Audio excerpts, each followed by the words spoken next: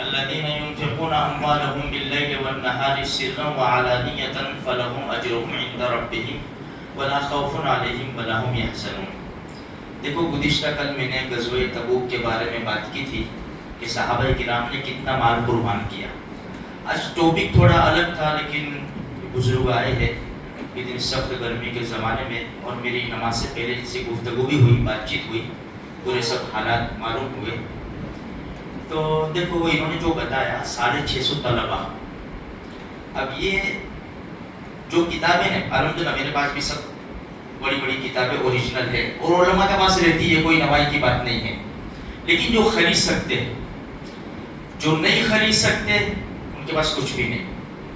اور ہمیں معلوم ہے کہ دارالعلوم کے اندر بہت سارے طلبہ غریب ہوتے ہیں, کچھ مالدار ہوتے ہیں, اکثریت غریب طلبہ کی ہوتی ہے. اس لیے دارالعلوم کے اندر جو مدارس چلتے ہیں زکوٰۃ, صدقہ, خیرات, للہ سبھی چلتا ہے.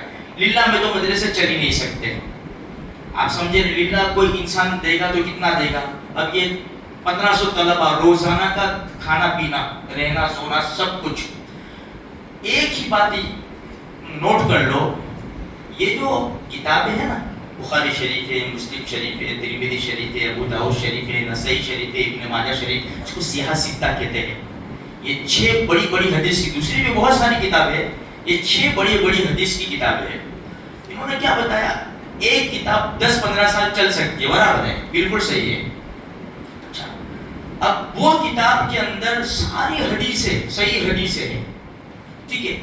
اب یہ طلبہ جو ہے نا, یہ جو پڑھتے ہیں نا مدرسے میں, دارالعلوم میں پورا دن رہتے ہیں بھائی. صبح 7 بجے سے مدرسہ شروع ہوا 11 بجے تک یہ پورا پڑھیں گے. پھر اس کے بعد چھٹی ہوگی, کھانا وانا, ظہر کی نماز کے بعد پھر بیٹھیں گے عصر تک. پھر اس کے بعد مغرب کے بعد بیٹھیں گے, عشاء کے بعد ایک وقت متعین ہوتا ہے مدرسے کی طرف سے کہ بھائی 1 گھنٹہ 1.5 گھنٹہ. لیکن جو یہ طلبہ ہیں نا بڑی کتابیں پڑھنے والے, ان کے لیے کوئی ٹائم فکس نہیں, اپنی طرف سے وہ پڑھنے بیٹھتے ہیں. اس لیے کہ میں دارالعلوم میں پڑھا ہوں, مجھے معلوم ہے. کوئی بچہ 12 بجے, کوئی 1 بجے, کوئی 2 بجے, یہ روزانہ کا معمول ہوتا ہے میرے بھائیوں.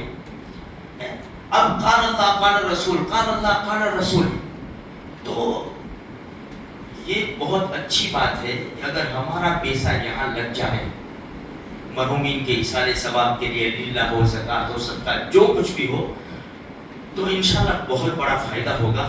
اس لیے کہ ایک حدیث, جیسا ہمارا روزانہ کا یہ معمول چلتا ہے, بھائی میں آپ کو ایک حدیث سناؤں تو اس کے اوپر کوئی نہ کوئی تو عمل کرنے والا ہوگا نا.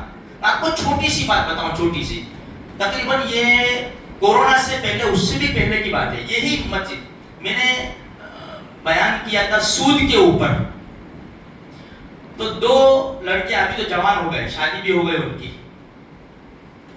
وہ آئے میرے پاس, استاد 1.5 روپیہ, کتنا 1.5 روپیہ ہم کو سود ملا.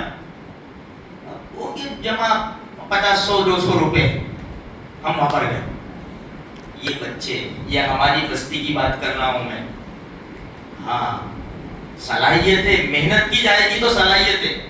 استاد ہم کیا کریں, 1.5 روپیہ صرف 1 روپیہ 50 پیسے, ہماری بستی کے بچے کیا کریں ہم.